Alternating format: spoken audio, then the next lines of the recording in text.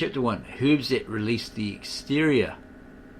Exterior releasing herbs are those that release disorders lodged in the very superficial levels of the body. When external pathogenic factors including wind, heat, wind cold, wind dampness and summer heat invade the body, they first attack its superficial exterior aspects. Symptoms associated with the exterior then appear: chills, fevers, headaches, stiff neck and general muscle aches. Sometimes there will be sweating that resolves the condition, in which case no treatment is necessary. At other times, however, there will be sweating without any change in the condition, or the absence of sweating altogether. At this juncture, herbs that release the exterior are used. Most of these herbs are diaphoretics, i.e. they release or expel the external pathogenic influences through sweating. There is a saying in traditional Chinese medicine: when the disease is in the skin, sweating will bring it out. When the disease progresses slightly further into the body, it is said to lodge in the muscles. The clinical presentation then includes fevers, general body aches and profuse sweating. At this stage, especially when the patient has sweated without any beneficial change in his or her condition, it is appropriate to use a subset of herbs that release the muscles. The most prominent member of this group is Romulus cinnamomi Casii, or Gui Shi. Some of the herbs that release the exterior have additional functions: stopping coughs and wheezing, controlling pain or spasms, and preventing measles and other rashes. In traditional Chinese medicine, the treatment of rashes such as measles consists of bringing the rash, which is a sign of heat, to the surface and venting it, thereby dispersing the disease. This is similar to releasing an exterior disorder through sweating. Herbs that vent the rash of measles and similar diseases are especially useful in cases of relatively long duration, when it is believed that the rash is trapped in the body. Section 1. Warm, acrid herbs that release the exterior. Herbs that release the exterior can be further divided by character and function into warm, acrid, and cool, acrid classes. The warm, acrid herbs dispel wind cold and are used for exterior disorders when the fever is mild, the chills severe, and there are other signs and symptoms of wind cold, including headache, body and neck pains, and absence of thirst. And here are the start of many drawn herbs, and this one here is called Ma Huang. Pharmaceutical name Herbal Medicine. Botanical name where grown.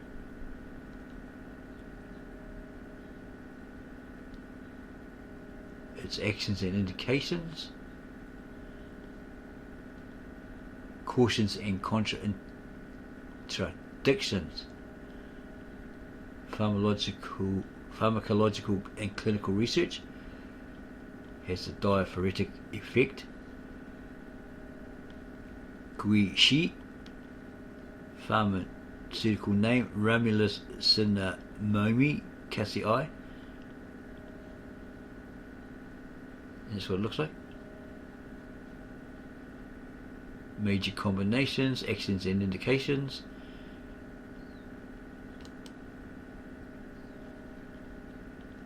Cautions and contraindications. Dosages. There's some more here.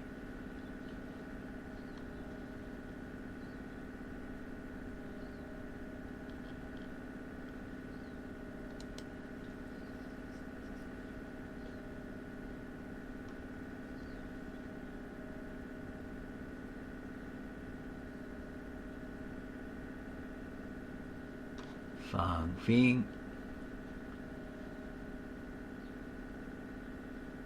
Huang Huo,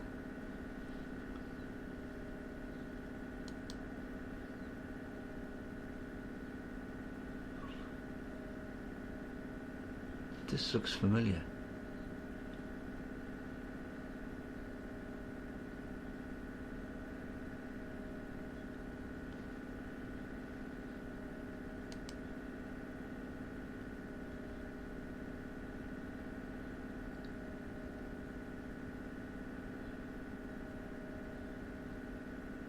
Ah, thought that was ginger, because there's root here. Yeah, ginger.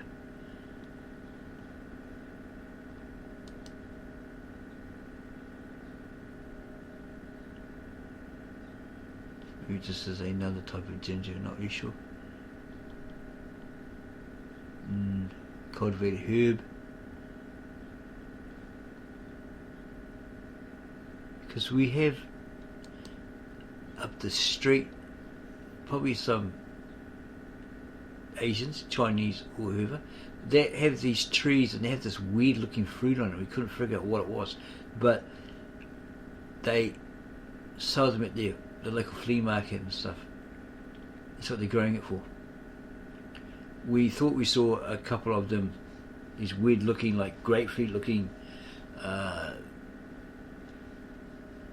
we guess they're fruit on trees. They're huge, and what the hell? That looks like a grapefruit. And then they had looked like it had next to it nasi peas or something like that. And we're like, wow, those things are huge. I know what they are, but they were green, so you couldn't like pick one and find out what it was. It wasn't ripe.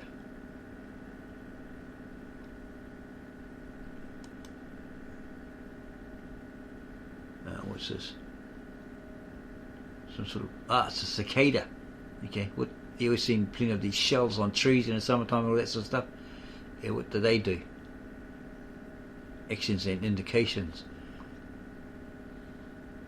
Disperses wind and clears heat for patterns of externally contracted wind heat, especially with loss of voice and a swollen sore throat. Cautions and contraindications. Used with caution during pregnancy. Okay, we knew you could use those bugs.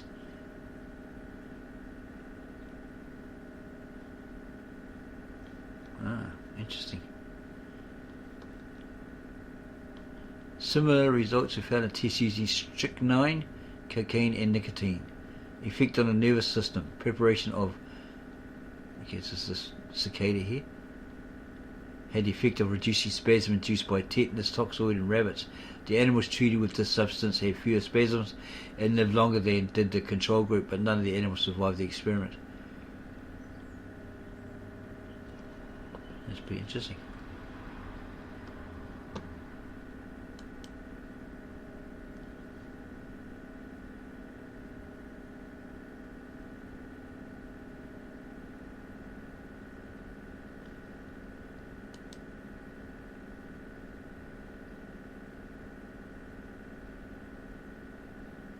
Looks like some sort of bamboo.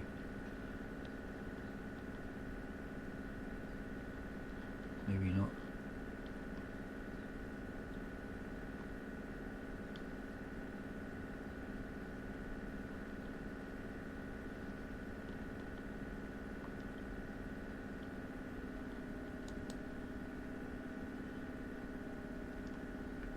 Looks like probably most of these will be grown in China itself.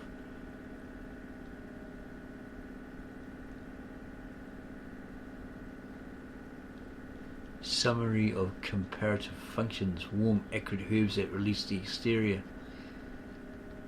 This would be good for people that, students, etc., that are going to learn about acupuncture, traditional Chinese medicine, etc., that want to get into that field. It could possibly help, as we mentioned earlier, you or with their personal health issues, perhaps can give them health benefits and so forth. Maybe an alternative to all those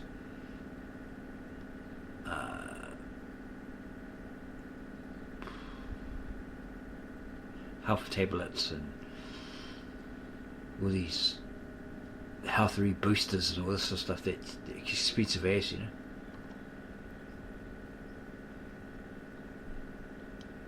that you see in supermarkets, etc. Maybe an alternative.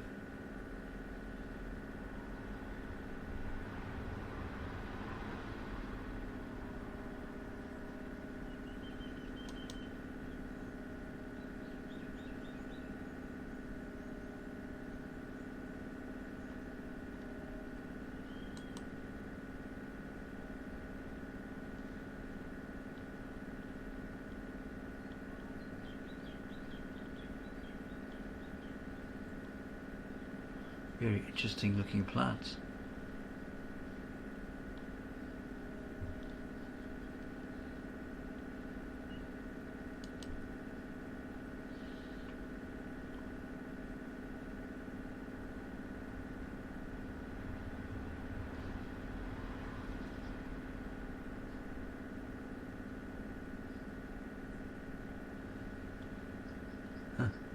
This one here, Semen Cassii, grown throughout China, etc. Japan, Korea. This is all okay. In English, these are all the alternate names. But what does it do? Actions and indications: clears the vision and expels wind heat for itchy, red, and painful eyes and sensitivity to light due to externally contracted wind heat. Clears the liver and benefits the eyes. Moistens the intestines and blocks the bowels. Major combinations, remarks, pharmacological and clinical research. Very, very interesting. Is this a beer? Some sort of beer?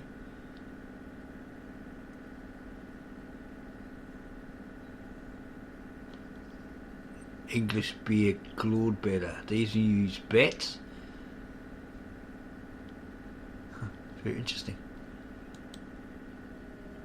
It's a rhinoceros. Herbs that cool the blood. So something in the rhinoceros can cool your blood, or this sort of thing. It's very interesting.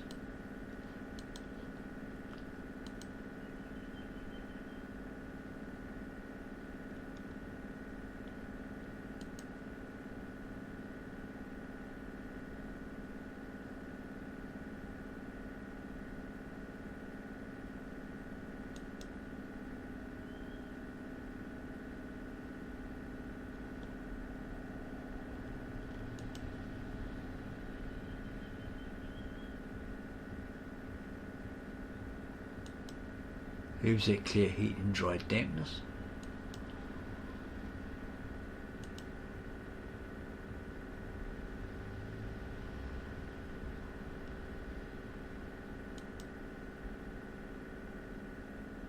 So there's all these natural plants that, when harvested, etc., clear up all these diseases, these illnesses. They clear heat and relieve toxicity and things like that. It's amazing how there's all this nature out there, there's natural plants out there that do all this sort of stuff.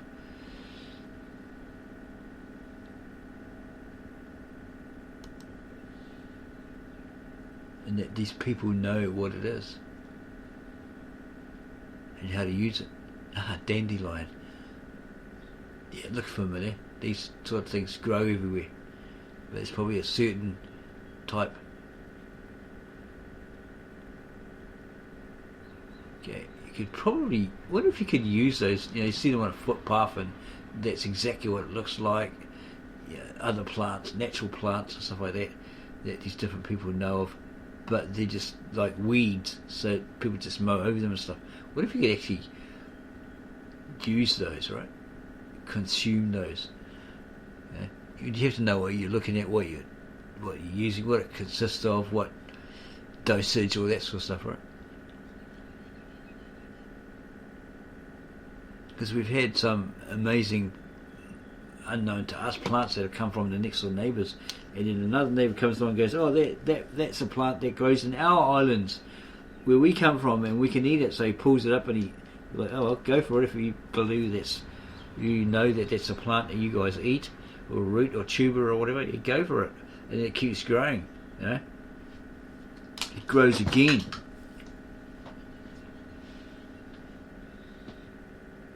These people obviously know what it is. So they say, yeah, well, we don't know where it came from. It just grew from underneath next door neighbour's fence, who happens to be a Muslim. Okay? So yeah, help yourself.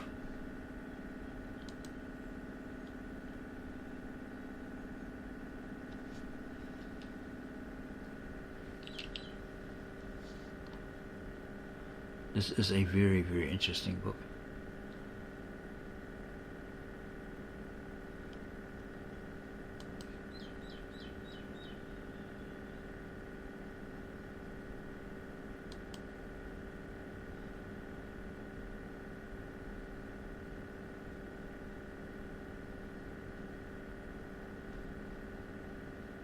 amaranth.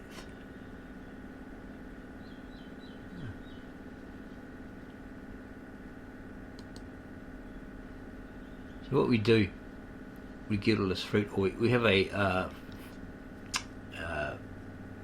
donation box up the road that it's a community thing, everyone can help themselves to. And sometimes we come across these really strange vegetables, never seen them before in their life, right? And they start to decay in there, right? So you know, put them in a bag, take them home, cut them up, and get the seeds out of them and see what it grows. You know, and if it grows in the right conditions, etc., it's like wow. Because we don't know what the heck they are, but someone's obviously grown them and donated them in this donation box.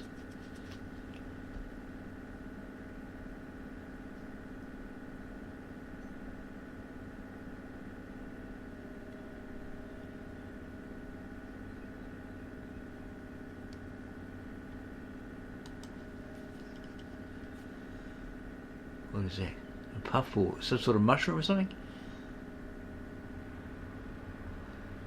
Fruiting body of puff or lesser What the hell is that?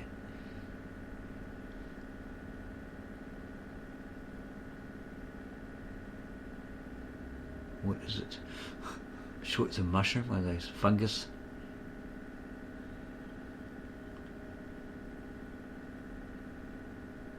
Not too sure. I'm trying to find out what it is. There's an English name here. Fruiting body of puffball. It was just wondering if those white mushrooms, you know, you see sometimes mushrooms come up and they just grow everywhere, and you wonder what the hell is that mushroom? Like, got a couple outside that are like probably toadstools. They're big and yellow, and they're huge. It's growing old. We'd mown the lawn and chucked the grass on this old tree stump, and they just started to grow over the last couple of months.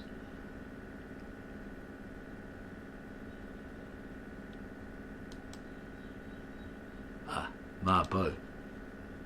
Isn't it Marpo? Isn't it like horse? It's in martial arts. Marpo. Horse stance, right? Huh. But it probably has a completely different meaning in this sense.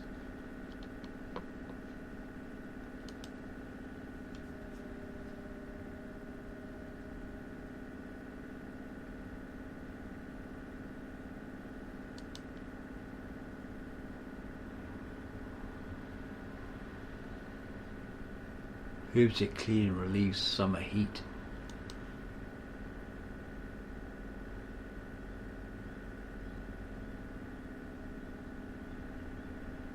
Watermelon fruit.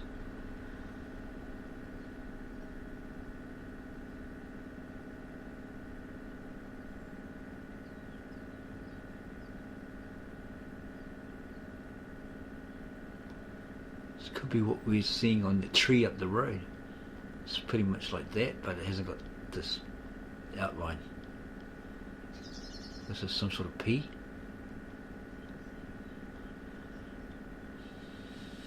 It's a bean. Yeah, it's a bean in a pot.